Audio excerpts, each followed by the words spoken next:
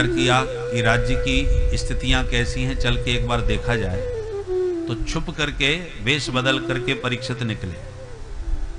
तो जहां जाते हैं वहीं अपने पूर्वजों की प्रशंसा सुनने को पाते हैं। कोई उनके वीर पिता अभिमन्यु की गाथा गा रहा है, तो कोई उनके दादाजी अर्जुन के पराक्रम की चर्चा कर रहा है। तो सुन सुन के बड़े प्रसन्न होते हैं परीक्षित, और मन में विचार करते हैं कि मेरे पिता पितामहों का जो प्रभाव पराक्रम प्रतिष्ठित है समाज में, मेरे द्वारा कहीं उसमें कोई कलंक न लग जाए। वो कीर्ति पताका ऐसे ही लहराती रहना चाहिए। परंतु निरीक्षण करते करते एक स्थान पर जाके क्या देखा कि गाय और बछड़े को एक दुष्ट बुरी तरह मारता पीटता ले जा रहा है। गौ माता पर पादप प्रहार कर रहा है, पैर की ठोकर मार रहा है। ये देख करके तो एकदम क्रुद्ध हो गए महाराज परीक्षित। तुरंत तलवार तान के उस दुष्ट को दंड देने के लिए दौड़ पड़े। मारो धीरम अम्ब भद्रम ते खलानाम मई शास्त्री। अरे दुरात्मा तू कौन है?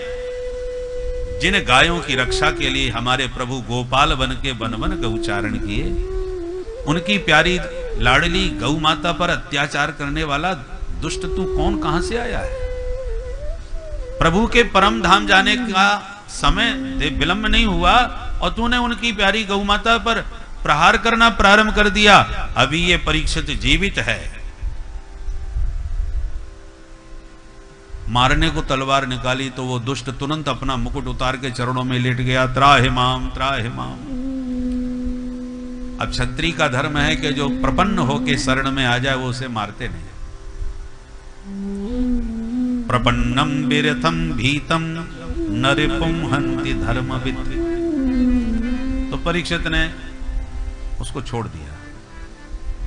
परंतु गाय और बछड़े की वार्ता संवाद उन्होंने सुना था, वो आपस में बात कर रहे थे।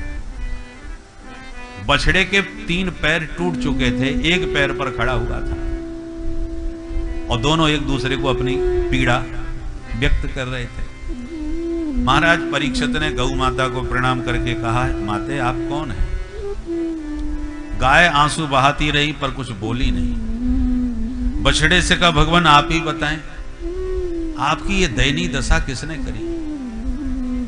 तब बछड़ा बोला, महाराज हम अपनी इस दुर्गति का दोष किसे दें? धर्मशास्त्र तो कहते हैं कोई किसी को सुख दुख नहीं देता, सभी अपने अपने कर्मों का ही फल भोगते हैं, तो कर्मदंड होंगे।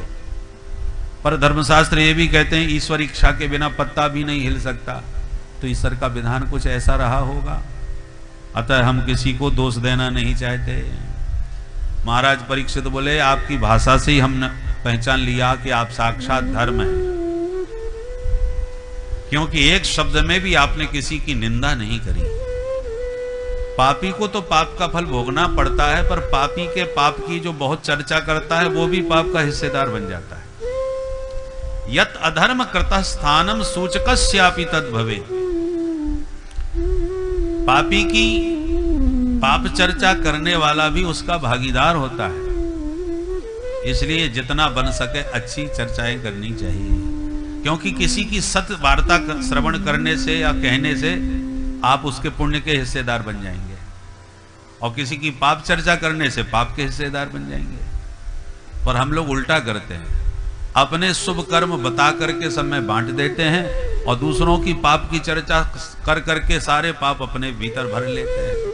बोलो राधे राधे। किसी की कोई अच्छे सद्गुण की प्रशंसा हो रही हो, अरे साहब वो बड़ा विद्वान है और बड़ा दानी है, बड़ा उदार है, बड़ा दयालु है, किसी की चर्चा करने लगा तो तुरंत लोग काट देंगे, अरे भैया दुनिया में एक से एक पढ़े, तुमने अभी देखा ही क्या है। उनको सुनने में उतना आनंद नहीं आएगा, प्रसंग तुरंत बदलेंगे या वो बात को काट देंगे। और यदि उसकी निंदा हो रही हो कि उसने ऐसा किया, उसने ऐसा घपला किया, कि उसने कुछ भी बुराई चुगली, फिर देखो अच्छा मैं तो पहले ही समझ रहा था, अच्छा और क्या क्या तुम्हारे सुनने में आया, और तुम्हें क्या पता है, और उकसा उकसा के पूछते हैं कि जैसे हमको कितना बढ़िया मसाला मिल गया। बोलो राधे राधे। इसलिए अपने शुभ कर्मों को छुपा के रखो, और या दूसरे की निंदा चुगली या किसी बुराई हो रही हो तो जितना हो सके उससे बचो। दूसरे के दोष अनावश्यक अपने माथे पर क्यों अपना मस्तिष्क बिगाड़ो। तो महाराज परीक्षित बोले, वृषभदेव आपकी वाणी बता रही है कि आप साक्षात धर्म हैं, इसलिए आपने किसी की एक शब्द में भी निंदा नहीं करी। और मैंने गौ माता को भी पहचान लिया, ये साक्षात धरती माता है जो भगवान के परम धाम जाने से उनके वियोग में दुखी हो रही है। परंतु ये दुष्ट कौन है जो तुम्हारे पीछे पड़ा है, ये हमको समझ में नहीं आया।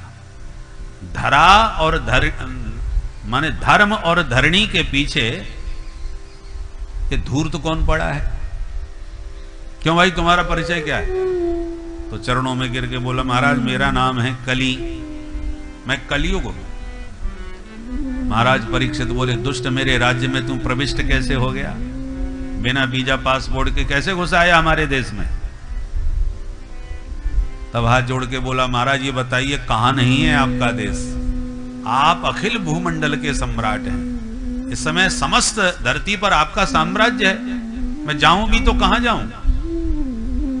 मैं मानता हूं महाराज मैं बहुत बुरा हूं, बुराइयों का तो भंडार है मेरे अंदर, पर एक विशेषता तो है मुझ में। कौन सी विशेषता है? बोले, जो फल तपस्या करके, यज्ञ करके, दान करके लोगों को बड़ी कठिनाई से प्राप्त होता है, वही फल मैं केवल हरिनाम संकीर्तन मात्र से जीवों को उपलब्ध करा देता हूं। ये मेरी विशेषता है। यत् फलम नास्ति तपसा न योगेन समाधिना तत्फलम लभते सम्यक् कलौ केशव कीर्तना। हरेर नामैव केवलम, कोई साधन करने की जरूरत नहीं है कलिकाल में, भगवान नाम से ही कल्याण हो जाता है। कलियुग बोला, सरकार हमको आरक्षण भी मिला हुआ है। अच्छा, क्या आरक्षण मिला आपको? बोले, हमारी सबसे बड़ी विशेषता यह है कि मन से कोई पाप बन जाए तो कोई दंड नहीं, पर मानसिक रूप से आप शुभ कर्म करते हैं तो उसका पूरा फल आपको प्राप्त होगा। अच्छे शुभ कर्म मन से भी आप कल्पित करें मानसिक रूप से तो आपको पूरा फल मिलेगा, और मानसिक पाप बन जाए तो कोई दंड नहीं। कलयुग कर यह पुनीत प्रतापा, मानस पुण्य होए नहीं पापा। तब तो परीक्षित रीझ गए, भाई तुम्हारा गुण तो बहुत प्यारा लगा, इससे बढ़िया सस्ता साधन और क्या हो सकता है? आंख बंद करके बैठ जाओ, न कहीं आना है न कहीं जाना है, और ध्यान से मनीराम जी को लेके पहुंच जाओ अपने आराध्य के पास। चाहे रामेश्वरम चले जाओ, चाहे बद्रीनाथ चले जाओ, मनीराम जी को कहीं पहुंचने में समय तो लगता नहीं। मन से पहुंचना है, तन कहीं भी हो, और पहुंच करके फिर खूब अपने आराध्य का दर्शन करो।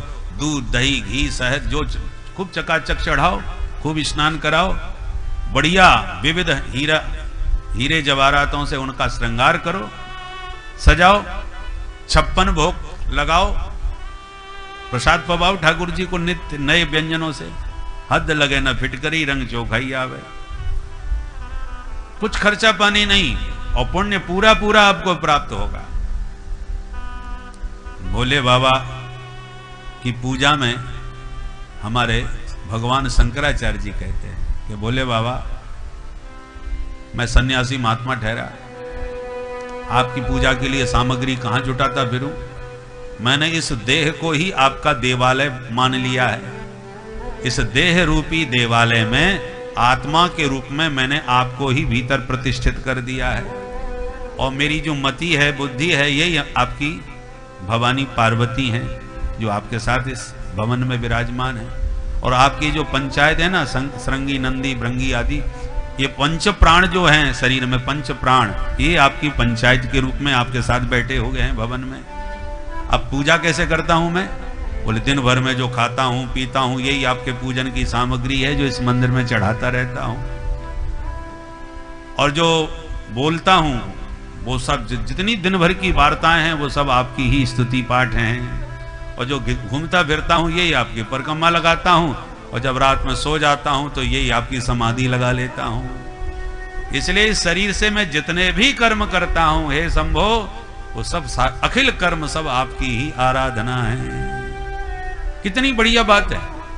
इसमें क्या खर्च हुआ, क्या श्रम हुआ? भगवान शंकराचार्य जी के शब्दों में ही सुने, आत्मा त्वं गिरिजामति सहचरा प्राणा शरीरम गृहम पूजा ते विषयोपभोग रचना निद्रा समाधि स्थिति संचार पदयो प्रदक्षिण विधि स्तोत्राणि सर्वा गिरो यद यद कर्म करोमि तत्तदखिलम् शंभो तवाराधनम्। अखिल कर्म सब हे शंभु तुम्हारी आराधना है। तो कलयुग में बहुत विशेषताएं भी हैं, हमें इन विशेषताओं का लाभ लेना चाहिए। भाई आरक्षण मिला है तो भरपूर लाभ लो। बोलो राधे राधे।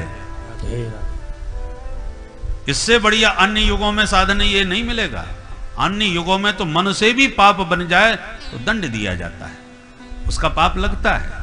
और भगवान जानते हैं कलयुग के प्राणियों का मन वैसी मलिन है, कितना इनको दंड देंगे। क्योंकि पाप पयोनिधि जन मन मीना, कलयुग के प्राणियों का मन रूपी जो मीन है मछली, वो पाप के पयोनिधि में, पाप के समुद्र में हमेशा ही डूबी रहती है।